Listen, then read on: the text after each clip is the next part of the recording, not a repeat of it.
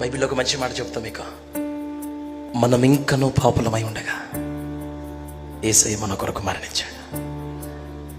మనం ఇంకా పాపులమే, అయినా యేసయ్య మనని ప్రేమించాడు, మన కోసం చనిపోయాడు.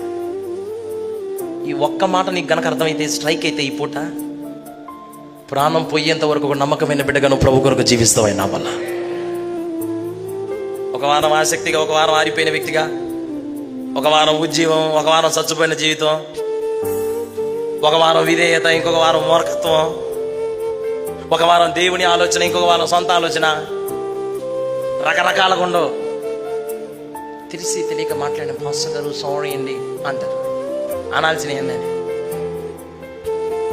నీకు యేసయ్య తెలిస్తే నీ మాటలు ఎట్లుంటాయి? యేసయ్య తెలిస్తే నీ ప్రవర్తన ఎట్లుంటుంది? తల్లిదండ్రుల విలువ పిల్లలకు అర్థమైతే సీరియస్గా చదువుకుంటాడా, చదువుకోడా?